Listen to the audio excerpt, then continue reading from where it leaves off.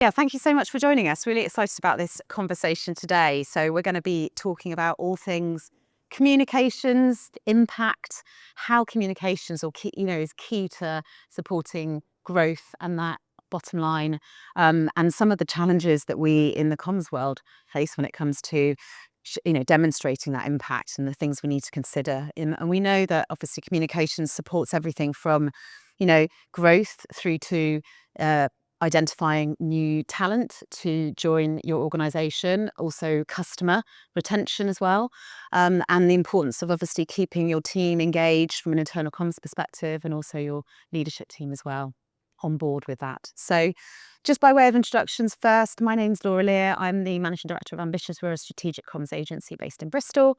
And I'm going to hand over to my team here for the conversation just to introduce themselves. We've got a really lovely mix today of people, expertise from in-house comms and marketeers.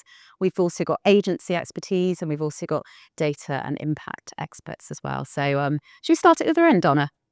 Oh, thank you. I'm Donna, and I'm the managing partner at Agency Inc., which is a B2B marketing agency. My name's Robin. I'm marketing director at Goodman. We're a financial services accountancy company, and my remit includes marketing, business development, and comms.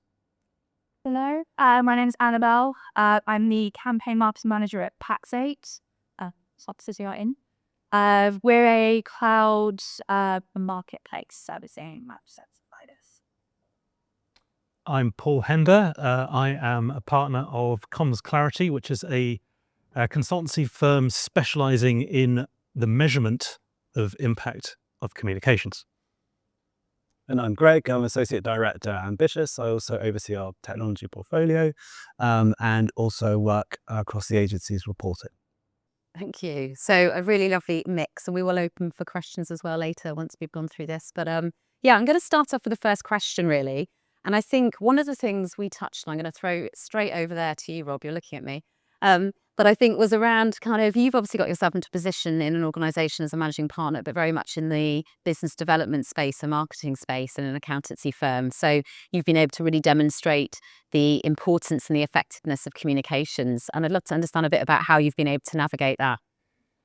Yeah, so I think if you want to have impacts at board level or at senior level in any business, you have to really be able to draw those communication metrics or goals back to the figures and the detail that the rest of the board members really care about, and specifically on the CFO, the CEO. I always think, who really runs the marketing department? It's the CFO.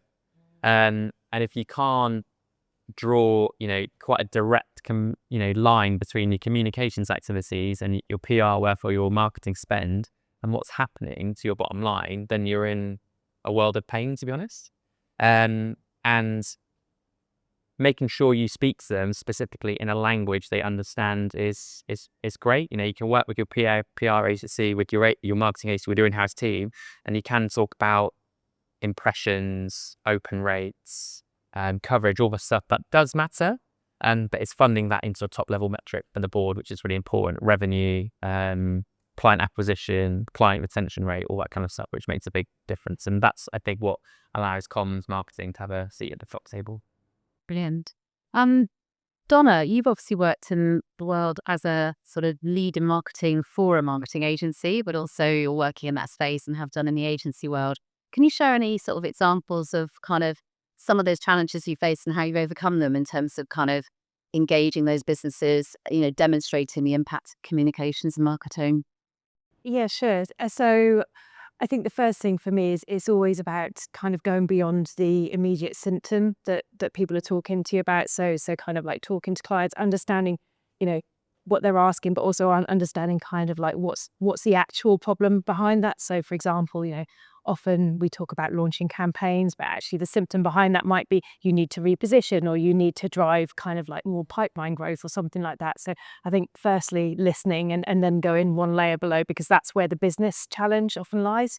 And then as you said, working with, to align that to business metrics. So you're not just looking at what the marketing metrics are, but actually what the business challenges and doing that. So I think, for example, I've worked with lots of large B2B companies, I think one in particular where they were asking us to do a website, for example, and actually when we peeled back that onion, what we really realised was it was about understanding the client and kind of like understanding what challenges they had and sort of refitting the website to kind of actually be along that model, which really helps them drive more leads off the back of the website. So I think, that's what I mean. It's like the symptom isn't always the challenge that you're trying to solve. So it's really getting to the bottom of the problem. And I think it's too often, isn't it? It's like, it's the KPIs, but actually there is something else that, that needs to be kind of unearthed. Paul, what's your experience? You've obviously been in this world for a long time, back to the days of Gorkana, which I can't believe because I remember that, but. Yes. I think part of the problem here is that there's almost this desire for a magic bullet. So, what is what are we going to walk out today going, what is that metric that I'm going to use? And the industry did that for a long time, and they ended up with, certainly on the PR side, this idea of an advertising value equivalent. What would this have cost if it was an advertising? And that increasingly became discredited. And actually, the problem was partly down to how that metric worked, but a big chunk of it was a lack of understanding about what communications is and what it would do for different organizations.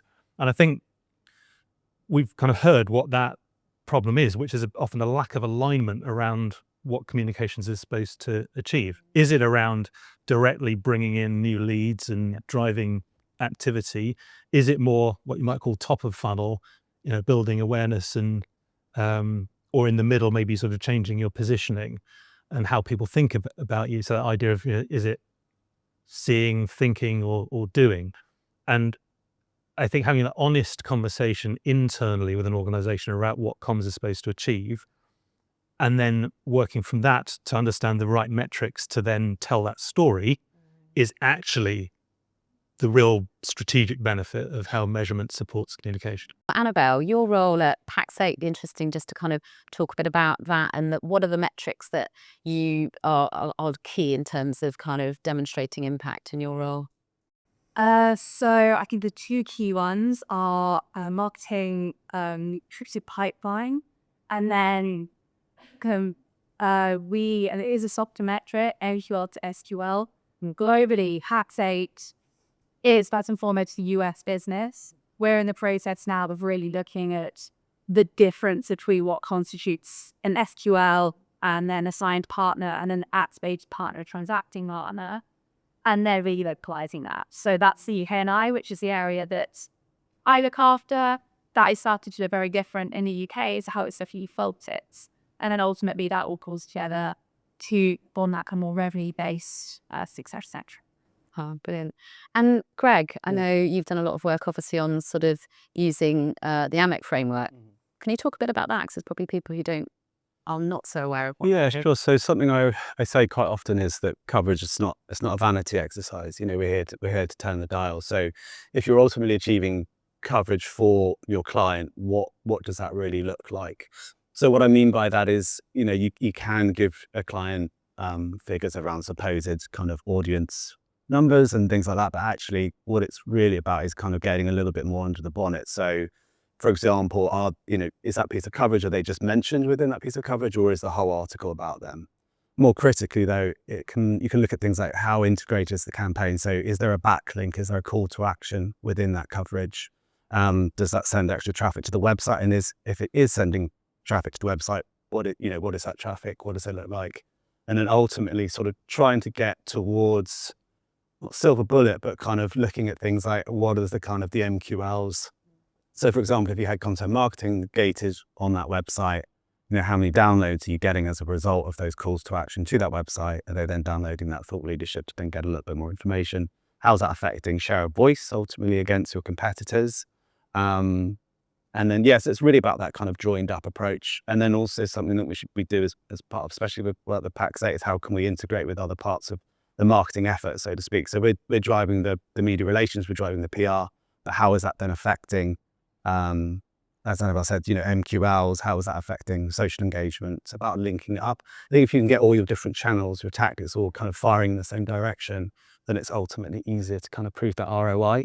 to both stakeholders. The integration, because I think too often, particularly in larger businesses, everything's so siloed and no one's speaking. You don't know what the sales teams are doing. You don't know what the marketing teams are doing. And that's a real challenge. And I think something that, needs to be the focus when it comes to driving impact. I think that's something that we've put a real focus on as well in our own go-to-market, is working with Ambitious. We have thought leaders for different topics. So being a cloud distributor, or a cloud marketplace, I should say, cybersecurity is a really focus for us. So we're always looking for opportunities to position our senior director of security, both as a thought leader from a PR sense, but how can we incorporate him into our campaign go-to-market? So that looks like video ads, positioning him almost as the face of cybersecurity on our landing pages across as many touch points as possible. And I think Greg's spot on. That's where you really start to see that consistency and that kind of really moving the needle. How important then is, probably I'll throw it out anyone to answer, is that kind of engagement and having those leaders in the business who are willing and really kind of open to engaging in the comms process? I think it's critical, and I think it's a little bit about consistency of brand and reputation. We're in a really uncertain, complex world when things like products and features change radically quickly, and so I think kind of like having thought leaders or who are happy to step beyond the organization and represent and kind of like be the voice. I think it actually helps drive reputation, it drives preference, and having people who are forward thinking like that also helps things like drive a higher price point. So it's not just a case of driving the thought leadership metrics, it's actually the hard business metrics as well. Absolutely. Yeah, and I so sort of double down on that. I think, we are a people business, and I think for now, anyway, we were discussing AI just before this. I think for now, people buy people in services, professional services, and I think that's a really key thing where you can draw a very direct line between PR and comms activity and financial metrics, leads, gains to the business, whatever you like. We see a direct correlation between our people who do media work, are in the press, showing expertise about their area, that turns into traffic on their website page and inquiries direct to their website page. And it's actually relatively simple to draw that link. In a week where X partner's been featured in X newspaper, traffic on that person's page is higher, amount of times they've been contacted directly through the website page is higher, and that's a relatively simple thing to do. Would we be able to do that if the messaging came constantly just from Albert Goodman, firm of financial planners and accountants? Probably not. It's much better to have a person and a face to it. Yeah. I would definitely agree with that. So if you're able to have your collection of superstars who are each able to kind of talk to a different niche, as Donna said, it really kind of adds value to the organization. I guess I would say there are instances where consistency of spokesperson or CEO in particular is important though. So I kind of use the example of the M&S cyber hack earlier this summer. Although M&S lost a lot of money off their share price, etc. In terms of PR, as a case study, that's gone down as kind of a success story actually, because you had a consistent voice throughout, offering updates. You had that single figurehead of reassurance. So yes, to have a collection of spokespeople to add that specialism, add that value is really, really important. But for things like crisis, to have that sort of singular kind of aspect is also key as well. I was going to draw on that a little bit to the point you made as well, Paul, earlier. I think, too often it's like businesses are bottom line growth, but actually there's a big piece around reputation when it comes to sort of your insurance for when something goes wrong and how you really sort of make sure you are set up for that. Exactly. And the best businesses plan for that in advance and, almost create scenarios how that could happen and then play those out internally. There's plenty of crisis management agencies that can support with that. Yeah. And also in terms of how you would then measure the impact of that. Just this point on spokespeople, I think this is an absolutely fascinating area because obviously I think there's a big debate at the moment, of technology around, counterintuitively, is it actually better that if with a prevalence of technology, are you better having some kind of human face to differentiate yourselves? Secondly, how senior should that level be? It is the CEO's responsibility. I think Greg's point is absolutely spot on. When things hit the fan, you absolutely, it's a leadership point. You need your leader to come forward. But also on a more proactive level, is there an opportunity for subject matter experts within the business to come forward? And should there be an expectation of them and media training and how you would encourage them to convey the right messages? Because there's also a lot of evidence that's suggesting that audiences are going to believe subject matter experts more than they necessarily would be the figurehead for the organization. Trusted voice, yeah. And I think what comes out as well when you have got true subject matter experts is you get that authenticity that you can't get if somebody is being coached around a topic. Yeah. And I think, really, companies that have a great growth culture often have spokespeople across different levels and different expertise and, who are passionate about what they do and want to be connected. Yeah, no, absolutely. And what about when things go wrong? Or when we had challenging markets, COVID was an example. Don't talk about it as much anymore, do we? But it was like, often when things get tough, when markets are tricky, we've had it the last few years, that's often businesses, the first thing that can be cut, the marketing comms budget, because they see that as the non-billable function. How do you counter that? And what's some of the sort of the tactics or scenarios you've been through? I don't know who would like to answer that. Rob? Yeah. I think it's difficult, isn't it? I always say to our leadership team, what would happen if we stopped all marketing comms spend tomorrow? And the answer is, in the short term, in terms of our revenue growth, not a lot. For that 6 months, you're going to be fine. 12 months is slowing down. 18 months, you're in big trouble. Marketing is essentially an investment in future revenue, isn't it? Right? And comms is the same. So I actually think a downturn is a great time to spend on marketing. Yeah. I think you are going to get more bang for your buck generally with your agency or media partner or whoever you're working with. I think, your competitors who are less brave are going to shy away from it more. We mentioned COVID, and certainly we had some very difficult conversations in our business, but we were able to double down and spend in some areas when everyone stopped, and then saw quite a rapid period of growth out of the back of that. And I think it is, that willingness to have that difficult conversation with the right people who hold the purse strings, be that CEO or CFO, but really position, your comms, your marketing as an investment in the future revenue of the business. There's a reason why the really big brands and the really, the people who are best at marketing, your McDonald's, your Coca-Colas, the biggest brands, there's a reason they continue to spend on marketing, because they know that if they turn it off for a period of time, they're going to have to spend so much more to top it back up. You're better off being consistent over a period of time rather than, doing waves of marketing. And I think that's where a lot of small businesses in particular fall foul. They put an advert in the local paper or run 3 months of the Google AdWords campaigns, and then when they don't see any instant result, they stop and say nothing's happened.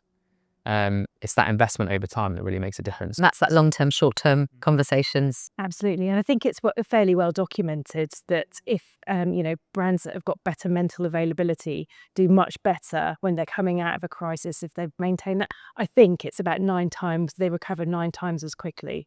So, it is fairly well documented that. But as you said, it's not just kind of driving future growth as well, but it comes back to being able to tell the narrative about the metrics, because actually good marketing will also, and good brand building will also pay off on the short-term conversion rates, so you will be able to have a bigger deal size, you will be able to convert more, your, CPA will be lower. So I think it's also showing that tail between the long and the short together. Do you remember it was the financial crisis? The new government came in and there was a letter in the Treasury from Liam Byrne that said there is no money, good luck. And that led to a massive spending review across the whole of government. The government was spending huge amounts of money on communications and everyone was very busy doing stuff. But the part of the review, they said, okay, well, what are we achieving as a result of this? And no one was able to answer it. As a result of that, they said, right, we're going to cut budgets in half. And if you can continue not saying what it's doing, we're going to cut it in half again. Yeah. So what that did is it focused everyone's minds on how do we show the impact that we're achieving. And that led to creating a framework of, if we're doing activity, how's that leading to, media outputs? How's that leading to audience outtakes and outcomes? How's that leading to impact? So creating that sort of causal chain, that became formalized in the integrated evaluation framework. And it was actually a load of government representatives, because I was part of the team that built it. We had a number of people from government, including a guy called Alex Aitken, who basically ran government communications, who was absolutely advocating for this changing culture and mentality within government. Yeah. It's fascinating. And I was going to ask you, Donna, actually, a little bit about the kind of how you bring the different silos together to ensure you are talking, to the same tune, essentially, in an organisation. And because you've been sort of in an in-house role and also in the agency world. Yeah, sure. And I think, Rob, you'll probably have a point of view across sales and marketing as well. I mean, not to go back to sort of like the business strategy, but I always go back to kind of what the business is trying to achieve, and then try and ladder the kind of like the marketing and the sales outcomes together. And I think actually often you find the sales and marketing teams can be a little bit, butting heads, but actually you're both trying to do the same thing. You're both trying to drive future and kind of like existing growth. So I think it's about kind of like aligning those together and working as a team. I think if you can actually get a team working closely together, and then I think it's also drawing that through line from what does that customer journey look like? At Agency Inc, we've got a great framework that goes literally from people needing to know about you right the way through to actually becoming advocates of the business as well. And sitting down with people like the sales and the marketing and the customer success teams, and mapping that through. And where does sales have a role? Where does marketing have a role? Where does a customer success team have a role? And just kind of all singing from the same hymn sheet. Yeah.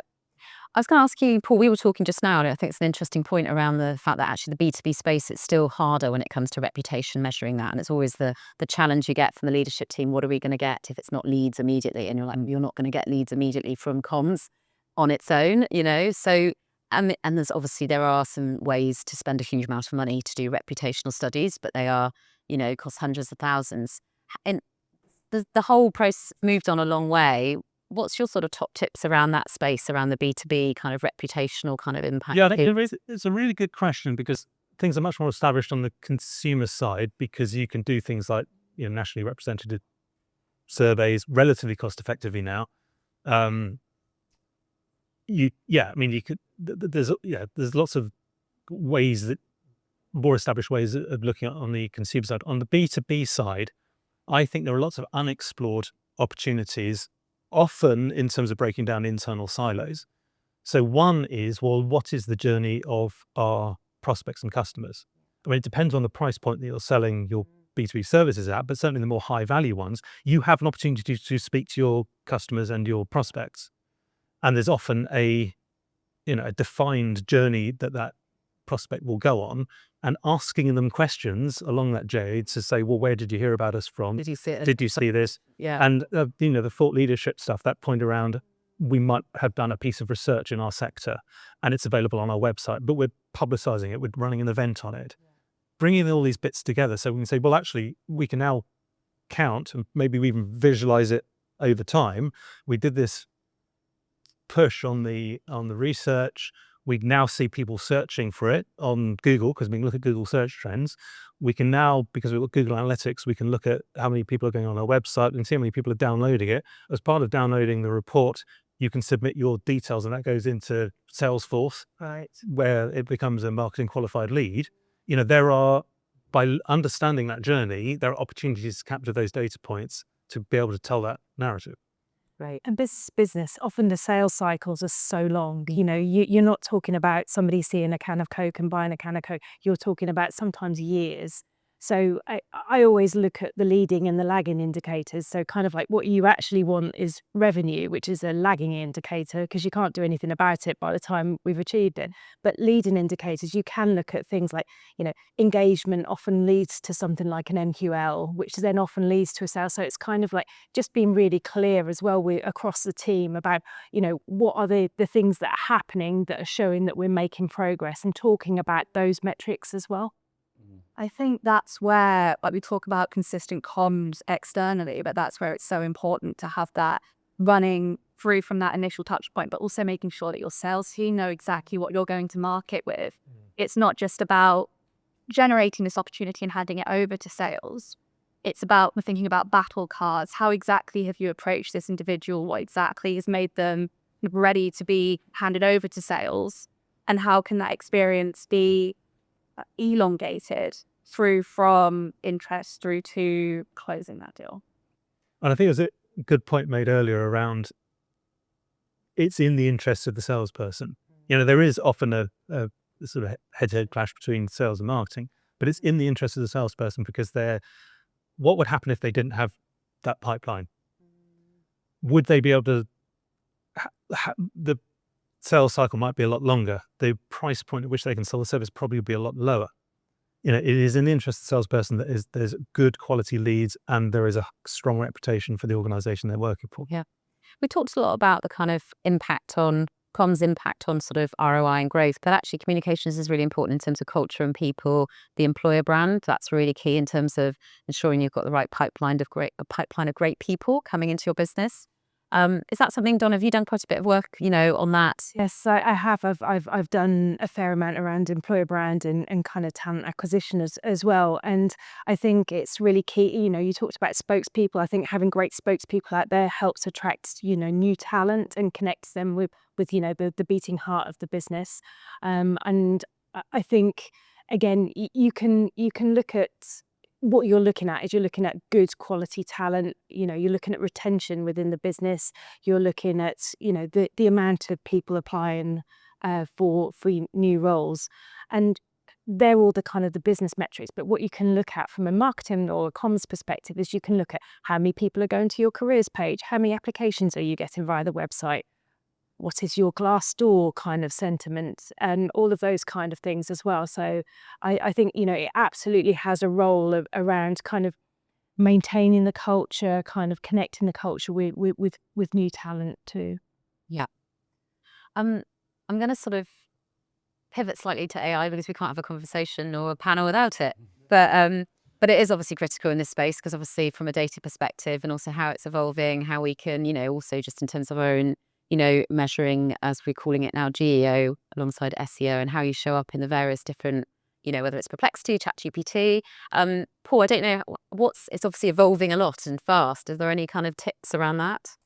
Well, first on that point, yes. So there's a big focus now on how does your brand then appear in generative AI answers, given that more and more we're going to be not having the traditional Google experience that will be asking a question and seeing that direct answer and not actually then clicking through to articles. So, I mean, there's a whole question about how the world of publishing is going to work with this.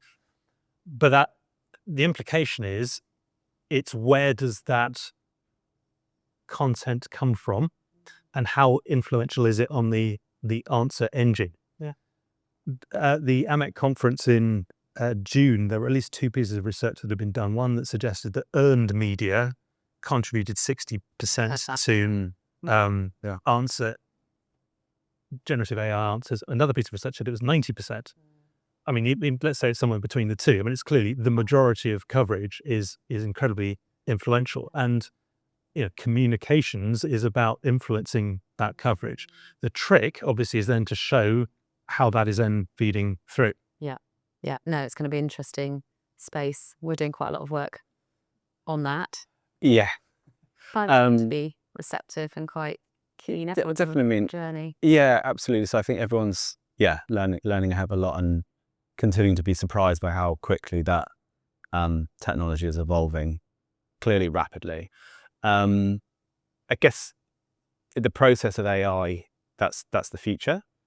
But of course, it's relying on human ideas to power it. So if we don't keep giving it human ideas, then it won't be the future, it'll just be the past, right?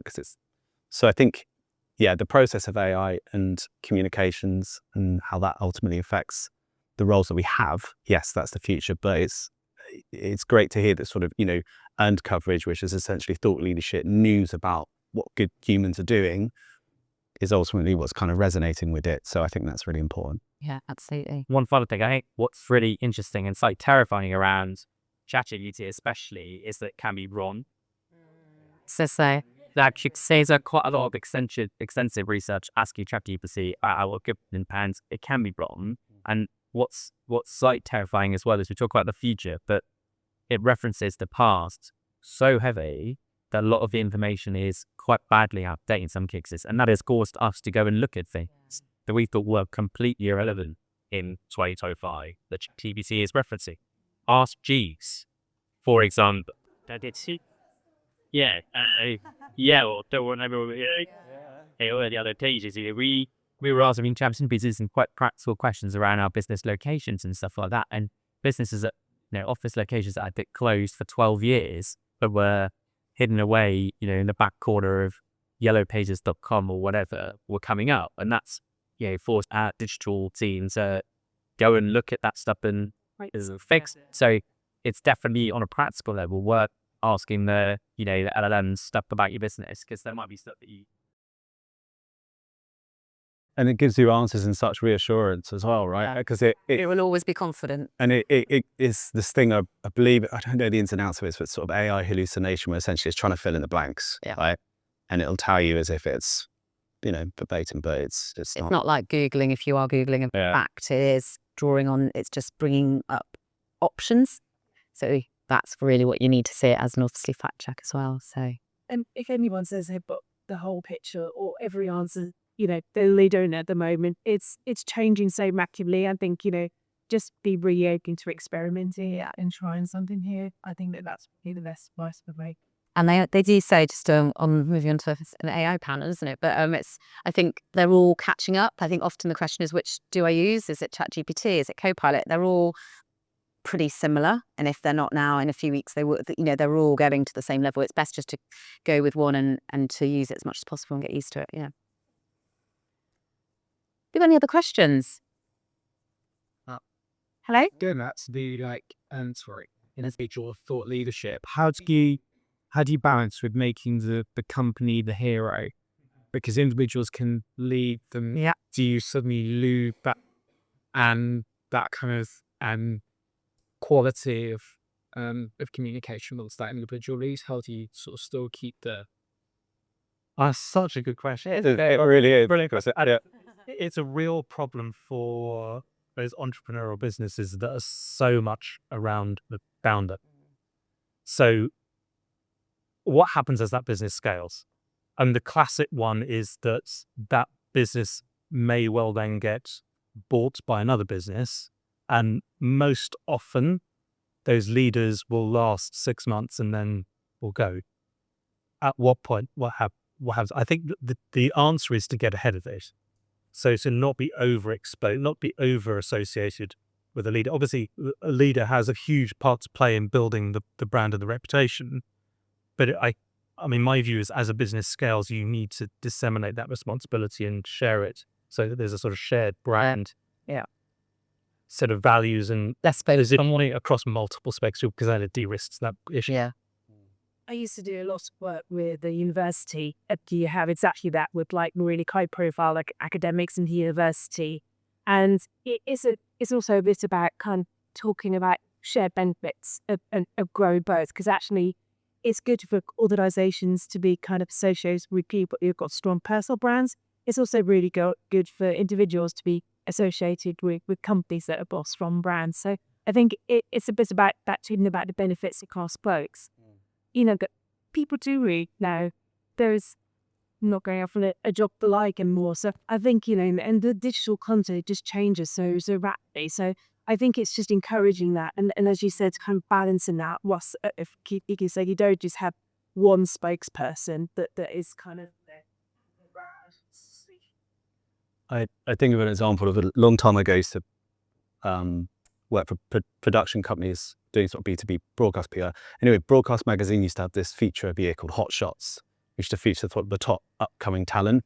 And I remember a client once telling me, "God, for God's sake, don't put anyone good forward, because they'll get headhunted and we'll lose them," But I think, to Donna's point, it's about that coaching piece. It's about kind of the thought leadership, the message that they're conveying is the right balance between themselves and their talent, but also the wider benefits of that organization as a whole, and leaning on that as an overall brand and entity as opposed to just them there for themselves, because that'll look more authentic anyway, right? So yeah. I think to Paul's point as well about not necessarily having individuals should have their own area of expertise, but that doesn't necessarily mean that they have to be the only person with that area of expertise. So something that we started doing at Pax8 as we're tiered. So I mentioned that we're a US business, we have a BA areas, that we also have a media leadership team. So each area has so we have a UK sales director. We also have a Lear VP, which can overlap. So if there is ever a need to share the load, just introduce individuals. You don't have to have, exist, that you don't necessarily have to be leaning on one out of necessity, sharing the load and really making sure that all of these individuals are introduced in the media and have that familiarity and awareness, I think really covers you as well, should anything arise. Okay. Hi, I'm Steph. Nice to meet you. I run a company called Hatched. We've talked a lot today about lead generation and business development, which is a tricky place, and talked a lot about outcomes. Do you have a point of view or a shared single measurement framework or any the latest thinking in how you attribute lead generation and business development of work done there to revenue and sales, or any points of view on it, essentially? Yeah.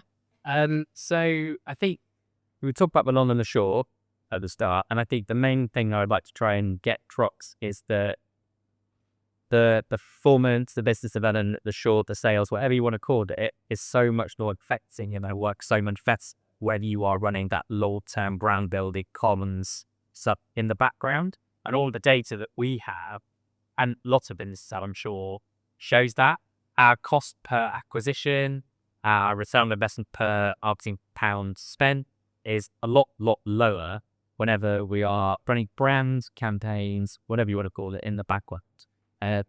I always like to show internally in our firm an advert from a 1952 magazine, and I think it's an advertising agency, like a Don Draper type thing. And the ad is a big old American exec in his bow tie, sitting at his desk, pile of books. He's on the phone, and he say, "Who are you? Where are you calling from? I don't know you. I don't want to talk to you." And I've got people that are really good at business, they're phoning up businesses, and they don't know who our Goodman is, and we're asking to be their accountant or their financial advisor. They're picking up the phone and say, "I don't know how our Goodman is." They're on the back foot immediately. And if you do not invest in that long-term brand with it, your sales team, whoever it is, their job is going to be so much harder. And I think the flip side of that, you have to be really wary of, and there's no simple in this, last click attribution, or whatever you want to call it, is a real one for marketing in general. And I don't have the answer to that. We ask our people to ask their questions around, how did you hear about us, or how did you come to work with us? Inevitably, when I'm going through the new business figures, I will see phone inquiry or website inquiry, or worst of all, walking. People aren't walking off the street for an auditor. Sadly, because we're on the freak floor about profit. But there are ways through client listening and stuff that you can dig that out. But absolutely, investing in the long-term comms, brand building will mean that your short-term performance sales campaigns work, lead gen, whatever we call it, what's all about. I think people commonly had a point of view on this as well. But I also think we tend to count and we monitor the stuff that's easy to count, and the other stuff, then how we know roughly, I think something like 7 or 8 touch points before a customer becomes a customer. Now, I can best seeing that's anywhere, and people are doing huge amounts of kind of data science to come up with the perfect formulation. So I think, to kind of go on from what Rob says, it's also looking at the holistic metrics. Is everything moving in the right direction? And the way I see that is it's kind of more from a econometric modelling, but that's not always kind of right for the slightly smaller companies. No, but just to build off on that, because I think, there's some, especially FMCG companies, also fortunate of very high level econometric statistical modeler. But I'm quite a big fan of just visualizing this stuff. If you can break down some of the silos and just get access to the data and put it in the same place and start showing these links between these different areas and the impact that it's having, a picture tells 1,000 words. You might not have done the full correlation like the statistical work on it, but at least it's coming on story. Thank you. And I guess just to bring it quickly to kind of full circle to when I was talking about what that coverage looks like. If you think about, it's important to have that integrated approach, right? And seemingly could be disparate situations or things that happen. So, for example, if you notice a spike in your website, it's your web team talking to your PR team, because it could be that the PR team has had an outreach that week and that's had a reflection on the website because they've got click-throughs, or it could be just organically people coming through. It could be that your social team is having a push as well as a result of that PR or vice versa. And so that kind of, it's important to have that integrated approach, no silos, make sure that your comms as a whole is talking to each other and working with each other as a team, for sure. One thing we haven't talked about is the fragmentation of media. Yep. Right? So we have seen this huge fragmentation of media. We've seen this huge polarization in terms of different audiences. One underappreciated thing here, obviously this is very true of consumer, but it's also true of B2B, is understanding who your audience is, what they like, what they don't like, where they get their information from, and what resonates with them. And really understanding your audience first should be the starting point, and then everything comes from that. And channel mapping, isn't it? So I think that's a lot of the work. You need to do it up front. Who is it? Where are they? Any other thoughts on that? Make a recommendation. I would really recommend looking at Google Comms Max. It's something that I found worked really well from both a brand building and conversion perspective. I don't know if you're familiar with it, but you can use display ads, YouTube ads, anything Google owned comes into Performance Max. And it uses AI to assign budget in accordance to, you can be a bit more hands-on because that budget is allocated, but it can also allocate based on what's working and what your priorities are. I would say that paid, and then email, cross-sell, upsell. Obviously, email is free and it's your opportunity to get really granular with messaging and targeting. Thank you. I think we're probably going to be last couple of minutes. I thought we'd just wrap up quickly with a top tip from each of our panelists when it comes to communications and kind of ensuring you're sort of driving that impact. And what would be your top tip, practical tip for the audience here? Donna? No shock from me. I think tie the line right way through new business strategy to kind of like what you're wanting to achieve from a marketing perspective and heed analytically. Yeah, be absolutely clear with your sort of senior leadership team what you're trying to achieve with it. Annabel? I'm going to follow on from that. So be consistent with your messaging through from externals through to sales to make that nice smooth experience for your clients. Brilliant. I was going to say that. And then there's a bit, which we have covered, which is break down the silos. Yeah. Work at, it's a team. It's about complementary skills. It's about complementary data sets. Use that. That's kind of my one, and I realized I kind of gave it away when I sort of was adding to your question as well. Just so for me, it's about having an integrated approach, right? So, you've got to ensure that your website's performing well, which should then support in turn your social media efforts, your PR efforts, your email, whatever that kind of looks like. Ensure that everyone's talking to each other, everyone's collaborating as a team, as you just sort of said. I think. Brilliant. Yeah. Thank you. Thank you to my panelists, and thank you all for joining us today.